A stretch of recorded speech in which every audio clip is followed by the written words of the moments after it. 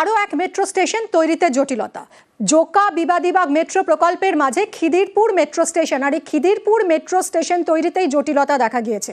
জমি নিয়ে জটিলতা, যতটা জমি প্রয়োজন সেই জমি পাওয়া যাচ্ছে না খিদিরপুর মেট্রো স্টেশন তৈরির জন্য, আর এখানেই জটিলতা।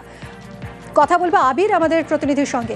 আবির, ঠিক কোথায় সমস্যা দেখা দিয়েছে এবং মেট্রো কর্তৃপক্ষের কি ভাবনা চিন্তা রয়েছে, তাহলে এই জোকা বিবাদীবাগ মেট্রো প্রকল্পের কাজ কিভাবে এগিয়ে নিয়ে যাওয়া সম্ভব হবে? প্রথমত হচ্ছে জোকা বিবাদীবাগ মেট্রো প্রকল্পের ক্ষেত্রে কাজ 2028 সালের মধ্যে শেষ করতে চাইছে হচ্ছে মেট্রো কর্তৃপক্ষ, এবং ইতিমধ্যেই সেই সংক্রান্ত প্রয়োজনীয় নির্দেশ রেলওয়ে বোর্ডের তরফ থেকে চলে এসছে। এমন দেখতেই পাওয়া যাচ্ছে যে প্রজেক্ট এরিয়াতে যে কাজ বিভিন্ন জায়গাগুলোতে তার জন্য অত্যন্ত দ্রুত গতিতে চলছে। সমস্যাটা তৈরি হচ্ছে খিদিরপুর মেট্রো স্টেশনকে নির্মাণকে ঘিরে। তার কারণ খিদিরপুর মেট্রো স্টেশন তৈরি করার জন্য যে 837 বর্গমিটার যে জায়গাটি প্রয়োজন সেই জায়গার অবস্থান এবং সেখানে স্টেশন তৈরি করার ক্ষেত্রে জমি সংক্রান্ত বেশ কিছু আলোচনা বারবার ধরে হলেও সেই সংক্রান্ত জটিলতা কাটছে না।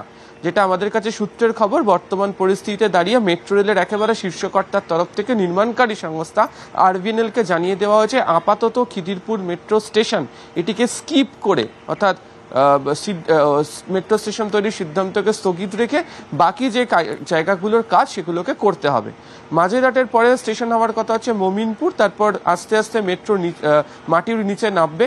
খিদিরপুর হবে হচ্ছে ভূগর্ভস্থ মেট্রো স্টেশন এবং এই জায়গাতে কাট অ্যান্ড কভার প্রসেস, অর্থাৎ পুরনো মেট্রো যেভাবে তৈরি করা হয়েছিল সেভাবে মেট্রো স্টেশন বা মেট্রোর যে সুড়ঙ্গ সেটাকে তৈরি করা হবে। তারপরে স্টেশন যেটি হওয়ার কথা খিদিরপুরের পরে সেটা হচ্ছে ভিক্টোরিয়া।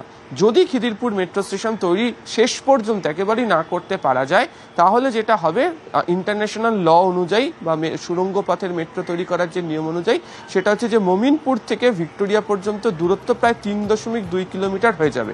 আর নিয়ম বলছে যে 1 থেকে 1.5 কিলোমিটারের বেশি কোনো দূরত্বে যদি মেট্রোকে নিয়ে যেতে হয়, যদি স্টেশন তৈরি করতে না পারা যায় তাহলে evacuation point, emergency evacuation point তৈরি করতে হবে।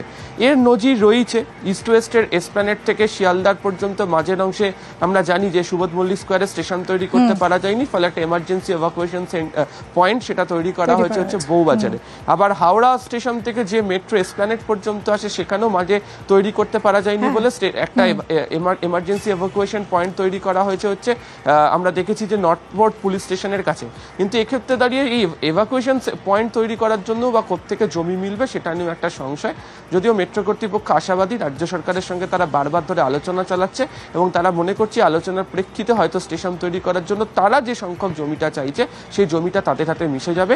তবে আপাতত খিদিরপুর মেট্রো স্টেশন তৈরি করার যে সিদ্ধান্ত তাকে স্কিপ করেই এই প্রকল্পের বাকি কাজ করতে চাইছেন তারা, এবং আগামী মাস থেকে এই কাজের জন্য অর্থাৎ খিদিরপুরের পরবর্তী জায়গা থেকে যে টানেল বোর্ডিং মেশিন সুড়ঙ্গ তৈরি করার কাজ সেটাও শুরু করবে ভিক্টোরিয়া অবধি। ধন্যবাদ আবির। কামিং আপ নিবেদন করছে অ্যাডমিশন গোয়িং অন। বাষ্টনীতে গ্রেফতার হয়েছেন অশোকনগরে। অভিযোগ, কিডনি পাচার চক্রের হয়ে কাজ করতেন আলিপুর কোর্টের এই আইনজীবী। কিডনি পাচারের মতো অবৈধ কারবারের জন্য আইনি কাগজ তৈরি করে দিতেন।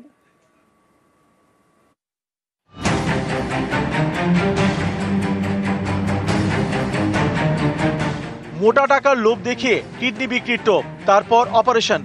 এর আগে লিখিয়ে নেওয়া হয় স্বেচ্ছায় কিডনি দান করা হচ্ছে। উত্তর 24 পরগনার অশোকনগরে কিডনি পাচারের অসংখ্য অভিযোগ। এই ঘটনার তদন্তে নেমে এবার এক আইনজীবীকে গ্রেফতার করল অশোকনগর থানার পুলিশ। ধৃতের নাম প্রদীপ কুমার বর, বাঁশডোনির বাসিন্দা, আলিপুর কোর্টের আইনজীবী। কিডনি পাচার চক্রে জড়িত থাকার অভিযোগে বৃহস্পতিবার তাকে গ্রেফতার করা হয়। এই মানুষের কাজ হচ্ছে সমাজের মানুষকে আইনি পরিষেবা দেওয়া, সেই মানুষ এর সঙ্গে যুক্ত অবাক হয়ে যাচ্ছে। এই কিডনি পাচার চক্রের মতো একটা জঘন্য কাজে যে বা যারা যুক্ত তাদের প্রত্যেকেই অ্যারেস্ট হোক এবং তার সাথে সাথে তাদের আইনানুগ শাস্তি হোক, এটা অশোকনগরবাসী হিসাবে চাই। গত মার্চে অশোকনগরে কিডনি পাচারের অভিযোগে এক ব্যবসায়ীকে গ্রেপ্তার করা হয়। তারপর একে একে মোট 5 জনকে গ্রেপ্তার করে অশোকনগর থানা। তাদের জেরা করে এই আইনজীবীর নাম উঠে আসে। পুলিশের দাবি, কিডনির জন্য পাচার চক্রের টার্গেট গরিব পরিবার। পরিবারের কাউকে ঋণের জালে ফাঁসিয়ে সেই ধার শোধ করতে কিডনি বিক্রির জন্য চাপ দেওয়া হতো। কিডনি বিক্রির এই বেআইনি কারবারে আইনি চুক্তিপত্র করতেন পাচারকারীরা। এফিডেভিটে লিখিয়ে নেওয়া হতো স্বেচ্ছায় কিডনি দান করছেন, কোনো প্ররোচনা বা চাপ ছাড়াই কিডনি দান করছেন।